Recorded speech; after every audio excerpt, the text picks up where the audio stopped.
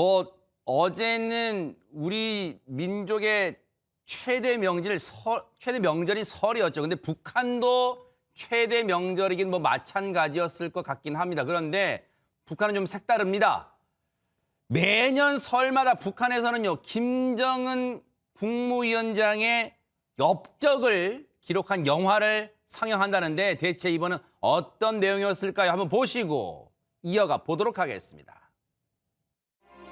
시련은 유례 없이 어목했어도 한 걸음의 양보도 없이 한치의 흔들림도 없이 꿋꿋이 전진 또 전진하여 바라던 대로 모든 것을 이루고 믿었던 대로 위대한 승리를 안아온 잊을 수 없는 2021년이요.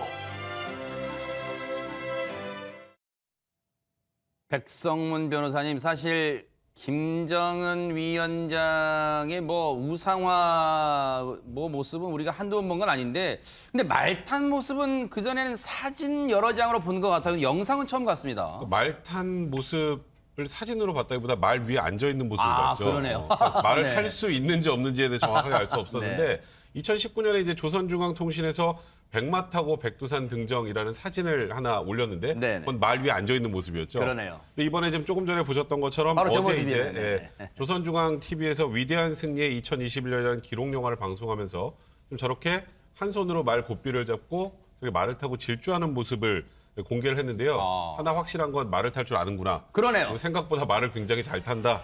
그리고 저렇게 말을 타고 빠르게 달리는 모습을 공개하는 것 그 자체가 굉장히 이례적이라는 평가가 나오고 있습니다. 일단 보세요. 일단 진짜로 솔직한 심경은 저 장면 보고 말 잘 탄다 진짜. 보통 배우들도 말 타는 모습 멀리서 대역 쓰고 그러거든요. 가끔은. 근데 진짜 자기가 타요. 그런데 일단 눈에 띄는 게 변화가 또 하나 있어요. 손정혜 변호사님, 과거와 지금 이 영상 어떤 변화가 눈에 띌까요? 보시는 분들 느끼셨겠지만 김정은 위원장의 몸무게가 정말 확연하게 지금 줄어있다. 다이어트 성공적이다. 이렇게 그래요? 평가할 수 있을 정도로 실제로 승마를 열심히 타서 이제 체중 감량에 도움이 되는지는 모르겠으나 네. 일단 보시다시피 한 손을 놓고 저렇게 전력 질주하는 거는 굉장히 오랫동안 승마를 즐겼다. 이렇게 이야기 드릴 수 있는데요. 네. 승마 다이어트 효과다라고 분석하는 이야기가 그래서 나오고 있는 상황입니다. 네. 김정은이 지난해 업적을 수록한 기록 영화인데 초반부 뒤로 갈수록 계속 체중이 굉장히 감량한 모습을 보이고 있고요. 최소 제가 보더라도 한 20kg 정도 줄어있는 게 아닐까 생각이 드는데 네. 승마에 매우 능숙하다. 그리고 평소 말을 즐겨 탄다라고 보실 수 있고요. 지금 영화에서는 이 말을 탄 장소를 명확하게 이제 제시해주진 않지만 일각에서는 원산에 조성되어 있다라고 보고 있고요. 특히 미국의 북한 전문 매체죠. 38로스가 이 위성 사진을 근거로 원산이 한 기차역 근처에 있는 활주로에 이렇게 승마를 위한 트랙을 개조해서 지금 저기서 타고 있다. 이런 보도도 따르고 있는데 네. 일단 저렇게 말을 즐겨 타고 또 보시면 아시겠지만 저 말이 굉장히 또 유명한 말이거든요. 이 백두혈통의 모습을 보여주려고 한 것 같습니다. 백두혈통. 보시면 2019년 모습, 그때 모습과 이번에 영상으로 공개했던 모습 보시면 3년 정도 지금 시간인데 보세요. 왼쪽 사진 2019년입니다. 그때 이 풍채 보세요. 그때와 오른쪽은 보면은 상당히 보기에도 감량이 돼 있다. 또 이걸 보면 또 북한에서는 최고 존엄을 건드린다고 모독이다 한다고 또 불같이 화를 낼지는 모르겠습니다. 뭐 보이는 건 보이는 거 어쩔 수 없잖아요. 그래서 3년 만에 체중이 상당히 감량된 것을 눈으로도 확연히 알 수가 있어요. 그런데 사실 그동안 부인 리설주에 대해서도 여러 관심들이 많았어요. 뭐 공식 석상에 50일째 모습을 드러내지 않아서 이거 무슨 일이 있나 했는데 어제 이것도 나만의 언론을 유심히 또 보는 것 같기도 해요. 뭔가 이상하다 하니까 바로 공식 석상의 모습을 드러냈는데 관련 얘기 들어보시고 이어가 보도록 하겠습니다. 경애하는 김정은 동지께서 설 명절 경축 공연을 관람하셨습니다. 환영곡이 울리는 가운데 김정은 동지께서 리설주 여사와 함께 극장 관람석에 나오시자 전체 참가자들은 폭풍 같은 만세 환호를 터치 올렸습니다. 지금 얘기 들어보니까 뭐 설 관련 공연이었나 봐요, 백성문 네. 변호사님. 그러니까 그 이설주 씨가 김정은 위원장의 부인 이설주 씨가 공식 성사의 모습을 드러낸 게 지난해 9월 9일 금수산 태양궁전 참배 이후 145일 만인데요. 아. 말씀하셨던 것처럼 설 기념 공연에 김정은 위원장과 함께 참석을 했습니다. 그동안 왜 이렇게 외부 활동이 뜸했는지 관련해서 이제 뭐 여러 분석들이 나오고 있는데 최근에 우리나라도 전 세계가 다 같이 겪고 있는 이 코로나19 이 팬데믹 때문에 대외 활동을 자제한 것이 아닌가 이런 좀 분석이 나오고 있고요. 네. 어제 공연이 끝나고 같이 뭐 기념 사진까지 촬영을 했다 이런 모습이 알려지고 있습니다. 아, 제가 신문 제목이 봤던 걸 잘못 기억했네요. 50일째가 아니라 5개월째. 5개월째 두문불출했다 했는데 언제 나타날까 했는데 바로 저렇게 149일 만에 공식 석상의 모습을 드러냈습니다. 그런데 지금 국내에서는요, 지금 이분에 대해서 뭔가 또 관심이 모아지고 있어요. 오늘이 설 연휴 마지막 날인데 오늘이 뜻깊은 날을 맞이한 사람이 있다는데 누굴까요, 이은영 소장님? 네, 일단은 박근혜 전 대통령인데요. 아. 아무래도 지금 그 건강이 안 좋다고 많이 알려져 있었는데 그 2월 초, 그러니까 설 전후로는 어떤 메시지를 낼 것으로 알려져 있었는데 아직 그게 조금 건강 상태가 아직은 조금 다 완전치 않은 상황인 것 같습니다. 더군다나 생일까지 맞이했다고 해서 그 어떤 메시지가 나올지 그리고 생일 이후에 가족들이 좀 더 이렇게 화목한 모습을 갖게 될지 그런 것도 좀 관심사였는데 아직은 방문할 수 없을 정도라고 그렇게 좀 알려지고 있는 것 같아요. 네. 사실 근데 이런 생각 드실 거예요. 백성문 변호사님. 네. 지난해 우리가 성탄절 특사로 이제 12월 31일자 0시로 박근혜 전 대통령의 특별 사면 이루어진다 그 소식 네. 전해드린 게 엊그제 같은데 벌써 한 달도 훌쩍 지났단 말이에요. 네. 네. 그렇다면 이제 퇴원을 거의 앞두고 있나요? 어떻습니까? 그러니까 일단은 뭐 이 설 연휴 전후에 태어나는 게 아닌가 이런 얘기가 나왔었는데 처음엔 근데 아무래도 뭐 치료가 좀 더 길어지는 것 같고요. 아하. 지금 뭐 뉴스원 보도를 통해서 알 수 있는 건 이달 중순쯤, 그러니까 2월 뭐 13일, 14일 정도라는데요. 15일부터 이제 공식 선거운동입니다. 대통령 선거가. 아하. 그러니까 바로 그 직전에 퇴원을 할 것 같고 일단은 뭐 그와 관련해서 국민들에게 뭐 감사의 뜻이나 이런 것을 전할 거라고 지금 알려져 있는 상황인데요. 그거보다 더 궁금한 건 이번 대선에 영향을 미칠 만한 그런 메시지를 낼지, 정책 메시지를 낼지가 이제 가장 관심사가 될 텐데 네. 그 메시지에 따라 사실 뭐 엄청나게 큰 대선에 큰 영향력을 줄지 그에 대해서는 좀 의구심이 듭니다만 그래도 지금 박근혜 전 대통령을 지지하는 분들도 꽤 많은 상황이기 때문에 그러니까 과연 정책 메시지를 낼지 낸다면 어떤 방향으로 낼지에 대해서는 좀 지켜봐야 할 것 같습니다. 그러네요. 또 뭐 지지하시는 분들은 뭐 정치적 메시지도 그렇지만 과연 퇴원하게 되면 어디서 살게 될지 또 그것도 뭐 가족들이 알아본다고는 하는데 박지만 씨 등등이요 동생들이 알아본다는데 과연 어디서 머물게 될지 또 그것도 관심이 될 듯합니다. 이제 대선 후보들은 또 설 때 어떻게 지냈을까 그것도 궁금하잖아요. 손정혜 변호사님. 네, 우선 이재명 후보는 고향인 경북 안동을 찾았습니다. 스스로 페이스북에 글을 올렸는데요. 제가 나고 자란 곳 안동 김씨인 제 아내의 관양 안동의 전통 가옥에서 이민년 새해를 맞았다. 부모님 산소에 가기 전에 먼저 국민께 세배드리고 저희 부부도 세배했다. 이런 글을 올렸는데요. 나란히 저렇게 한복을 입으시고 맞절을 주고받는 사진도 공개가 됐고요. 그리고 국민들께 세배하는 사진도 공개가 됐습니다. 그리고 이제 흰 눈이 덮인 부모님 산소에 이제 성묘하는 장면도 공개가 됐고요. 고향에서 저렇게 국민들에게 세배하는 모습입니다. 제가 정말 무지했는지 모르겠습니다만 부부간에도 세배 맞절을 하나 봐요, 백성문 변호사님. 사실 저도 잘 몰랐는데요. 최근에 이제 현대 예절 중에 하나라고 합니다. 저도 이 뜻을 좀 이렇게 찾아보고 저도 이제 앞으로 좀 해야겠다는 생각이 개인적으로 들었는데 네. 이제 부부간에 저렇게 세배를 하는 건 이제 부부간의 동등한 권한 그리고 상대방에 대한 존중이나 배려의 의미를 담고 있다고 합니다. 그러니까 최근에 남녀 이 소위 성별 간의 갈등 관련해서 지금 남녀가 부부가 서로 이렇게 맞절을 나누면서 서로에 대한 이 존중을 어떻게 보면 표한다는 거 그런 의미에서는 굉장히 좋은 게 아닌가 싶네요. 그러네요. 듣고 보니까 좀 시대상을 반영한 예법 아닌가 또 그런 생각도 해봅니다. 근데 이재명 후보가 고향 안동을 찾은 김에 저런 세배 맞절 말고도 과연 어떤 행보를 보였을까도 궁금하잖아요. 영상 한번 보시고 이어가 보도록 하겠습니다. 설날이라 정말 오랜만에 제가 태어나서 자란 곳이기도 하고 제 아내의 관향이 단 안동을 찾았습니다. 새해 설날을 고향에서 보내게 돼서 저도 많이 설레고 지역 어르신들 덕담도 많이 듣게 돼서 정말로 기쁩니다. 육군사관학교를 이곳 경북 안동으로 이전해서 그 애국의 정신을 이어갈 수 있도록 하겠습니다.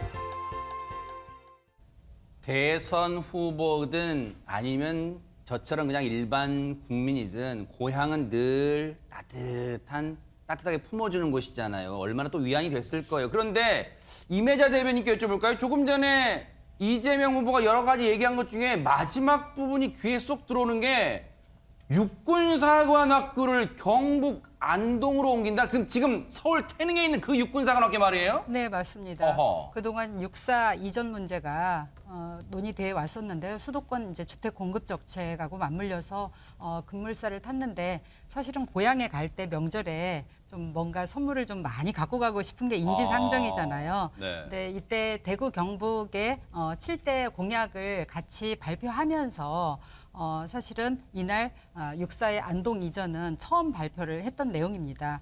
대구 경북은 보수 정권에 어떻게 보면 안방이고 텃밭인데 네. 그동안 그냥 기득권에만 기대서 보수 정치인들이 그렇게 지내다 보니까 사실은 그 지역에 지역 경제 지방 소멸이라는 굉장히 우려도 많고 걱정도 많고 그러다 보니까 이재명 후보 같은 경우는 고향이기도 하고 그래서 고향에 대한 진한 애정도 있고 그래서 육사를 거기에 또 40만 평 규모의 36사단이 있기 때문에 그쪽으로 이전 계획을 이날 발표를 했고 기대도 굉장히 큰 걸로 알고 있습니다. 네. 물론 이제 공약 단계이긴 합니다만 앞으로 이제 진행 과정에서 혹시라도 당선 이후에 또 진행 과정에서 아직 뭐 넘어야 할 산은 있을 것 같아요. 그런데 이은영 소장님, 네. 경북 안동 고향을 갔단 말이에요. 그것도 설, 뭔가 또 시기적으로 맞아떨어져요. 그런데 이재명 후보에게는 좀 안고 있는 숙제가 있잖아요. 고향 TK 지역에서 뭔가 지지율이 신통치가 않단 말이에요. 근데 이제 뭐 지금 이 시간에도 이번에 이제 고향에 가셔서 올라오시는 귀경 차량이 많을 것 같은데 사실 대선 후보가 이제 안동까지 고향이 지금 대선 시즌에 간다는 게 쉽지는 않은 일이거든요. 근데 네. 어쨌든 가서 이제 그 종갓 종친들도 다 만나고 또 그 사모님, 그러니까 여사님 김혜경 여사도 안동 김 씨라고 하더라고요. 그래서 두 가지를 다 이제 어떤 그 표심을 좀 더 강화하기 위해서 내려간 것이 아닐까 이 바쁜 시간을 내서 그렇게도 네. 보여지고요. 그리고 이제 설 전에 나온 여론조사를 보면은 이 대구 경북 지역에서 이 30%를 넘게 되면은 상당히 이제 전체 지지율에 좀 좋은 영향을 줄 수 있을 거로 지금 보고 있는데 네. 설전 여론조사 보면은 한 20대 중반에서 30% 근접하는 결과들이 나왔어요. 그래서 그것도 지금 같이 좀 더 다지기 위한 것. 그리고 그 지금 이제 육사 이전 문제가 나왔는데 태릉 같은 경우는 서울에 이제 특히 서울의 주택 공급지로 그 311만 원 공급 대책 낼 때 잠깐 언급을 했던 지역이거든요. 그랬죠. 그래서 자기 고향과 그다음에 서울의 표심까지 같이 다 잡으려는 그런 좀 표심을 잡으려는 그런 의도가 있는 것이 아닐까 그렇게 좀 보여집니다. 한마디로 양수 겸장 행보를 좀 그렇습니다. 이번에 네. 설에 좀 보였다고 볼 수 있겠네요. 그렇다면 이번에는 윤석열 후보는 설에 어떤 행보를 보였을까요? 영상 만나보시고 이어가 보도록 하겠습니다.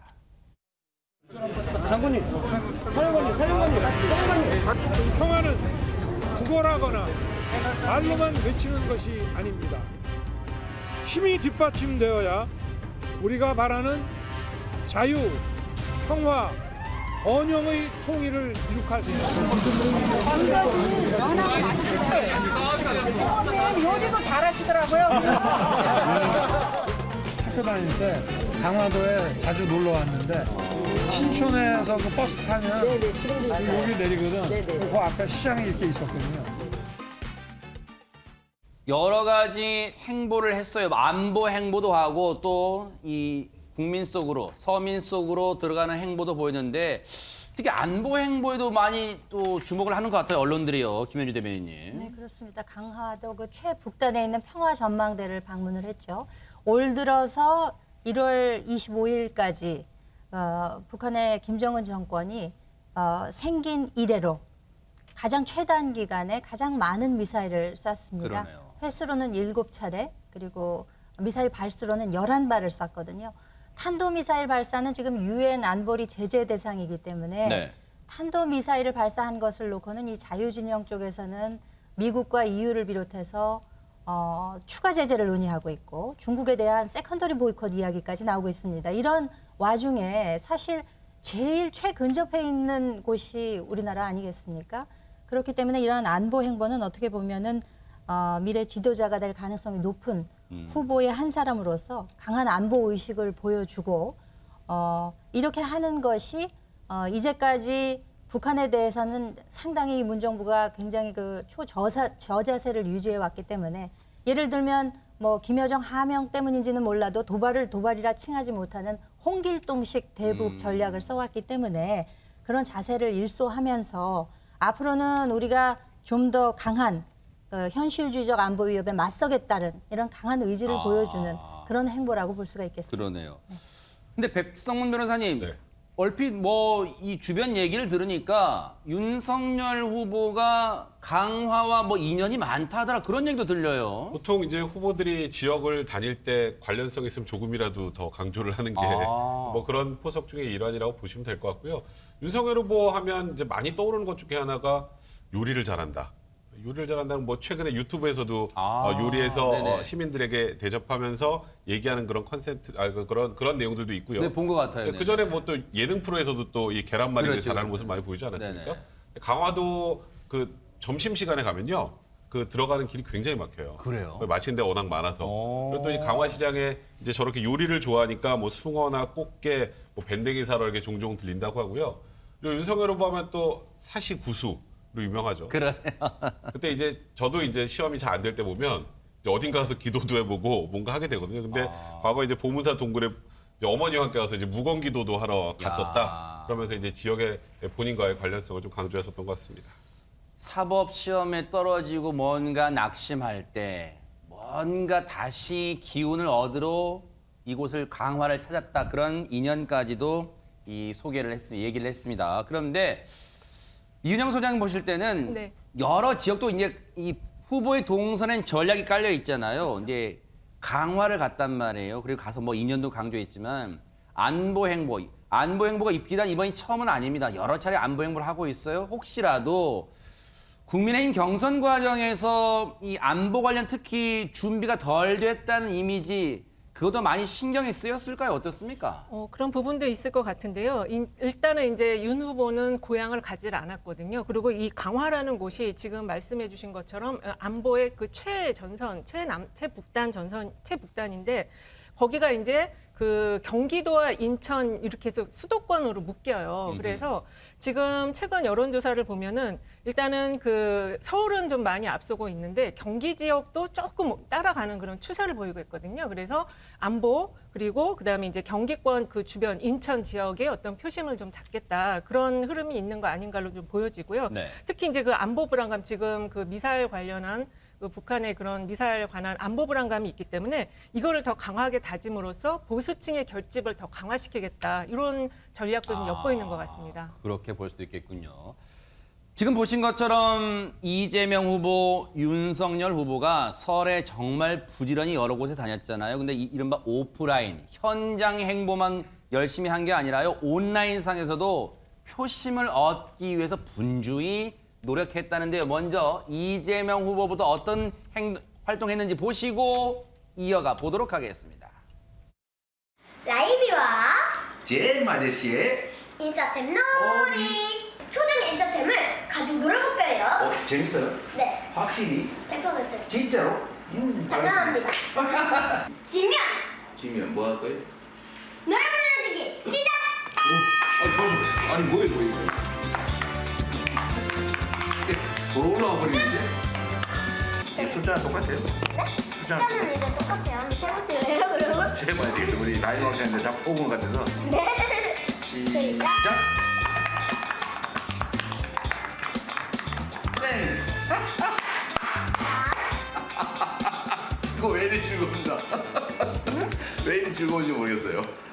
그래서 4학년 때 친구들 반 애들 중에서 그런 말 하는 애들이 많았어요. 빨리 끝나서 응. 많이 놀면 좋겠다. 마스크 벗고. 마스크 벗고. 세상이 많이 변하긴 했습니다. 손발 오그라들 것 같은 저 영상도 대선 후보는 소화를 해내야 됩니다. 손정혜 변호사님. 아이 뭐 관련 유튜브인가 봐요. 근데 단순한 아이가 아니고요. 굉장히 유명한 채널에 출연을 한 겁니다. 무려 구독자 수가 375만인데요. 대박 사건. 30만만 넘어도 굉장히 대단한 구독자 수를 보유하고 있는데 굉장히 인기 있는 어린이 유튜브 라임튜브에 출연을 해서 길라임 양과 저렇게 이제 어린이들이 좋아하는 장난감 가지고 노는 장면을 이제 게임 대결도 펼친 모습인데요. 지난달 31일 날 이제 출연을 했고요. 보라색 맨투맨 티셔츠를 입고 그 아동용 시계를 차고 이제 출연을 했습니다. 일단 더불어민주당 측에서는 네. 지난 12월에 어린이 비정상 회담에 출연을 했었죠. 그때의 인연으로 이제 출연을 하게 됐다라고 하는데 네. 지금 그 게임 대결을 펼치는 이 장난감 이름이 팝잇이라고 하거든요. 플라스틱인지 이제 말랑말랑해서 넣으면 손가락으로 퍽퍽퍽 들어가는 건데 누가 빨리 이거를 다 깨트리느냐 대결에서 처음에는 길라임 양이 우승을 했다가 두 번째는 승부욕을 벌이면서 이재명 후보가 이기는 장면까지 나와 있는데 어린이들은 투표권이 없는데 11살짜리 어린이들의 부모는 또 투표권이 있죠. 이게 영향이 있을지 한번 지켜봐야 될 것 같습니다. 네, 그러네요. 예리한 또 분석을 해주셨는데, 근데 진짜 저 영상 보니까 백성원 변호사님, 네. 은근 또 이재명 후보가 아이와의 게임인데 승부욕도 발휘하네요, 진짜. 그러니까요. 근데 사실 이재명 후보가 왜 나갔을까요? 좀 전에 손정혜 변호사 말씀하셨지만 네. 최근에 혹시 그런 여론조사 보셨는지 모르겠는데요. 그러니까 내가 아이가 있는데 꼭 너무 급해서 맡겨야 되면 누구에게 맡기겠느냐. 거기서 이재명 후보가 생각보다 안 높아요. 그래요? 그러니까 윤석열 후보가 제일 높았고 이재명 후보가 본인 지지율보다 낮았고 심상정 후보는 여성이니까 좀 높았던 걸로 제 기억이 나는데 이제 그게 이제 어떤 문제가 있냐면 이재명 후보가 대외적으로 볼 때 좀 차갑고 냉정하고 그런 느낌이 좀 많이 든단 말이죠. 그러니까 좀 따뜻한 느낌이 듣고 신뢰감이 느껴져야 아이를 맡기고 싶어질 거 아니에요. 네. 그러니까 저렇게 아이하고 잘 노는 모습을 보여주면 그런 것이 분명히 도움이 된다고 생각하고 나가셨던 것 같고 네. 저 아까 저도 처음 잘 모르는 게임인데 팝잇이라는 게임이 이제 굳이 옛날로 따지면 우리 포장지 뽁뽁이 있죠. 예. 그래서 이거 포장지 뽁뽁이랑 비슷하네. 요거는 괜찮겠다라고 중독성 있어요, 네, 뽁뽁이네. 하셨는데 이재명 후보가 첫 판을 졌습니다. 근데 지금 말씀하셨던 것처럼 한 번 더 하자고 해서 네. 이거 좀 약간 라임 학생이 편법 쓴 거 아니야? 그래서 한 번 더 해서 두 번째는 이겼다고 하는데 네. 저는 개인적으로 생각할 때 두 번째도 좀 져주셨으면 어땠을까 네. 그런 생각 좀 드네요. 이게 대선이라는 게요, 뭐 공약을 내거는 것도 중요하지만 저렇게 또 감성적인 접근도 중요하지 않나 그런 생각을 해봐요. 그래서 아마 저렇게 또 귀한 시간을 이재명 후보가 할애한 것 같아요. 이재명 후보가 팝잇 대결로 뽁뽁이 게임을 할 때 과연 윤석열 후보는 뭘 하고 있었을까? 영상 만나보시고 이어가 보도록 하겠습니다. 여기 이 구석을 또 어떻게 알고 이렇게? 네, 소문이 났더라고요, 여기저기서. 그렇죠. 달걀말이 정식. 하나의 정식. 네.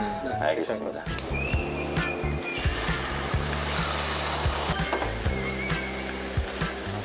안 쓰시던 주방에서 이 정도 하신 것만 너무 훌륭하신 거죠. 혹시 그 요리하시면서 뭐 MSG는 뭐 MSG 뭐 라면 먹을 때는 다 먹는 건데 MSG가 들어가면 자꾸 졸려가지고.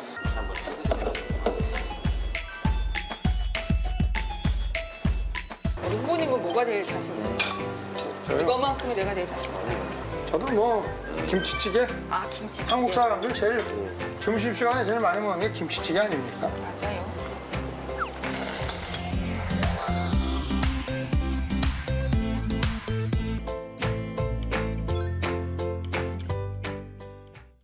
야, 저게요. 사실 뭐 음식 광고를 보면 이 뭐 요리는 연출된 조리의 예입니다. 그렇게 밑에 자막 나오긴 하셨는데 저걸 진짜 윤석열 후보가 만들었다는 거예요. 근데 김현주 대변인도 주부구단의 길을 걸어오셨으니까 이 요리를 좀 평소에 해봤다 안 해봤다를 판가름할 수 있는 뭐 이 칼질, 손질 뭐 그런 게 느껴집니까 혹시? 네, 요리에는 정말 진심인 편이신 것 같아요. 그래요? 네, 그 주부들이 봐도 내 솜씨보다 낫다라는 이야기를 많이 하시는 걸 제가 들었거든요. 네. 근데 이 스텐팬을 사용한다고 본인이 설명을 하고 그리고 이제 처음에 어느 정도 스텐팬이 달궈졌는지를 보기 위해서 이제 물을 넣어요. 그래서 물이 탁 튀기면은 저렇게 이제 달걀물을 부어가지고 달걀말이를 하는데 그 불 조절하는 솜씨나 이렇게 각 잡는 솜씨 이런 것들이 뭐 연출된 게 아니라 정말 평상시에 집에서 늘 저렇게 하신 게 아닌가라는 생각이 들 정도로 너무 자연스럽고 지금 사실 저 성렬이 형네 밥집이라고 해서 에피소드가 여러 개가 있는데 그렇죠, 네네. 지금 오신 저 두 분의 경우에는 요식업을 하는 분들이 오신 거예요. 그래요? 그러니까 어떻게 보면은 전문가 중에 전문가들인데도 인정을 하더라고요. 저 요리 솜씨에 대해서는. 네. 네. 사실 요리해 보신 분 저는 그렇게 요리를 많이 하진 않습니다만 달걀말이가 정말로 쉬워 보이지만 어렵습니다. 근데 달걀말이를 그래도 이 수준급으로 해내는 것 같아요. 제가 언뜻 보기에도요. 그런 요리 정서적으로 또 감성적으로 다가가는 거기에 요리만한 것도 없을 것 같다 이런 생각도 해봐요. 근데 이은영 소장님 보실 때는요. 지금 이 달라진 대선의 어떤 그런 흐름도 반영하는 것 같아요. 왜냐하면 앞서 말씀드렸지만 오프라인 행보도 중요하지만 온라인상에서 이 많은 분들하고 온라인상으로 이 만나는 거 이것도 굉장히 중요할 것 같습니다. 네, 굉장히 중요하고요. 지금 좀 전에 앵커님께서 말씀하신 것처럼 저 후보들의 저런 일정이나 동선이 바쁜 시간을 쪼개서 저 부분을 하는 거는 분명히 이유가 있는 거거든요. 이제 아무래도 지금 비대면 상황이기 때문에 유튜브를 굉장히 활용을 잘 하는 것 같고요. 그리고 저 두 후보들의 컨텐츠를 보면 여성의 표심을 겨냥했다라는 걸 알 수가 있어요. 그래요? 아까 손 변호사님 말씀하신 것처럼 어린이 채널이지만 결국은 그 엄마들하고 같이 볼 수밖에 없는 채널이거든요. 그리고 이 윤석열 후보는 음식을 잘하는 거를 굉장히 강조를 많이 하는데 사실 이제 그 주부층에게 그 자기 삼시세끼를 자기가 직접 차려 먹는 남자 이겁니다. 1등이에요. 그래서 그 부분을 지금 집중 공략하고 있는데 어쨌든 지금 그 여론조사상에서 보면은 부동층이 가장 많은 데가 여성층, 특히 젊은 여성층입니다. 네. 그쪽을 공략한 것 같습니다.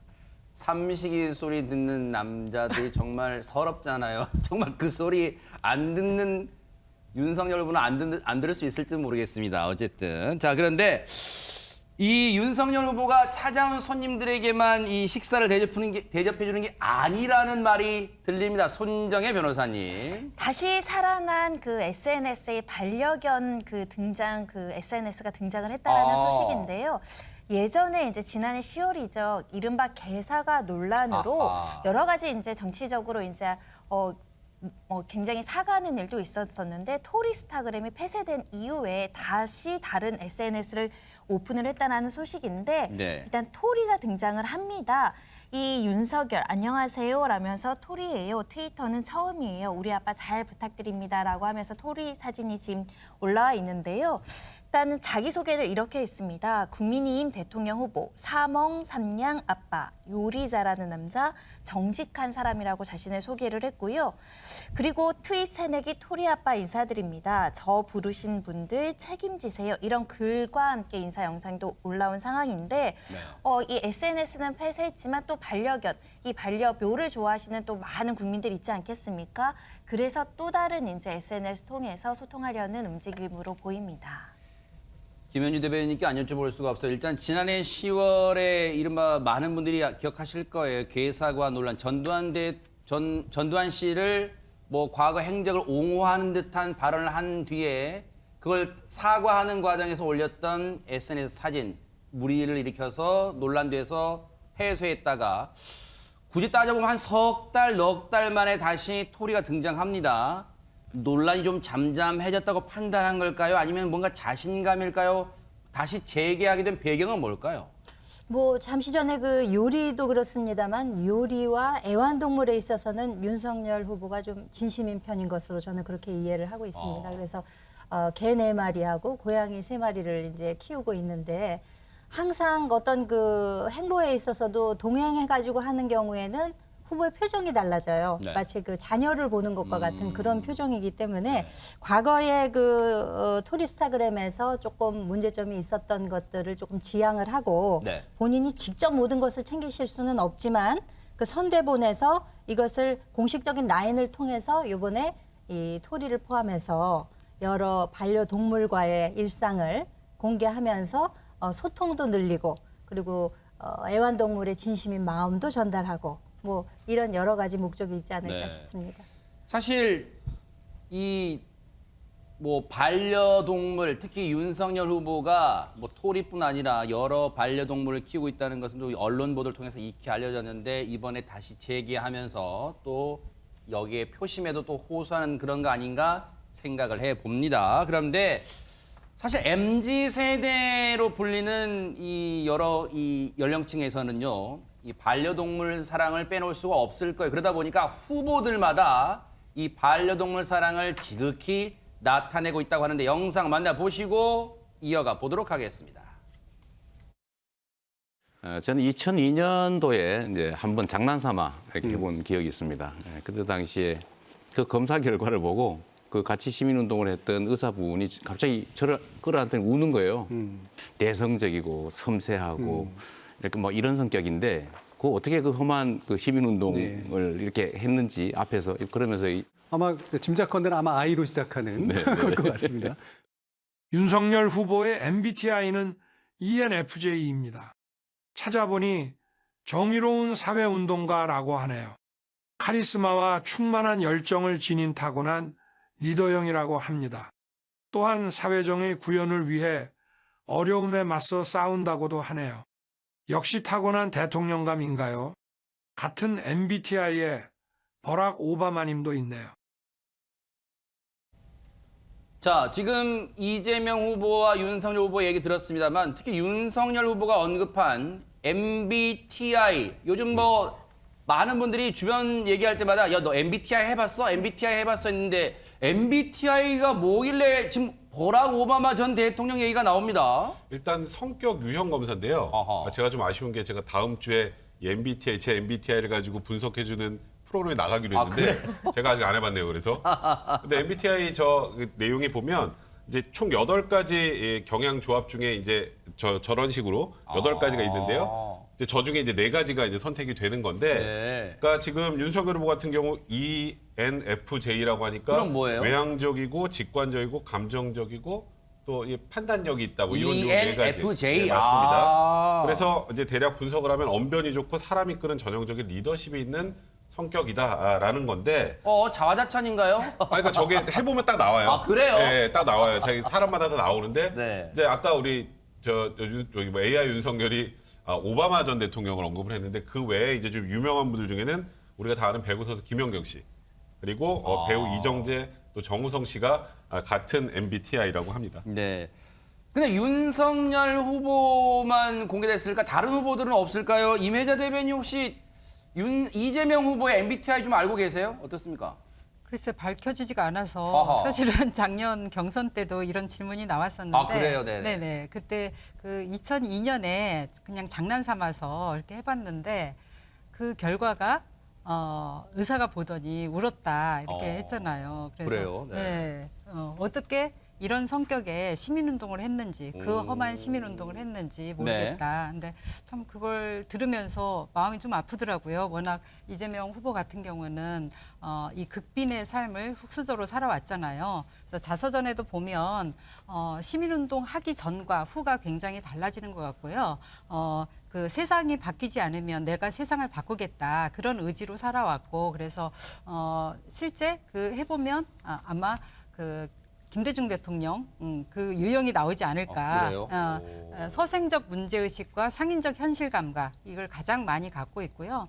그다음에 행동하는 양심, 실제 세상을 바꾸는 데 있어서 행동으로 보여주잖아요. 성과와 실적 이런 것들로 보여줬기 때문에 그런 유형이 나오지 않을까 생각하는데 일단 결과를 밝히지 않아서 잘 모르겠습니다. 네. I 유형이다. 네. 앞서 8가지 그 성향령 보여주세요. 거기 중에 I 유형이래요. 이 이재명 후보는 뭐 MBTI 중에 I가 내향적이군요. EISNTFJP 중에 I. 이재명 후보는 I 유형, 내향형이다. 근데 과거에 이러이러한 일화도 있었다. 안철수 후보는요. MBTI가 신기하게도 백성민 변호사님 직업이 몇 개죠? 안철수 후보가? 아니 뭐 예전부터 사업가, 의사, 뭐 정치 이렇게 하면 그거 할 때마다 바뀌시더라고요. 네. 심상정 후보는 대담한 통솔자. ENTJ로 나왔다. 이렇게 대선 후보들도 요즘 트렌드인 MBTI를 안 해보진 않은 것 같습니다. 다 해보는 것 같아요. 뭔가 자신의 성향도 궁금할 것 같습니다.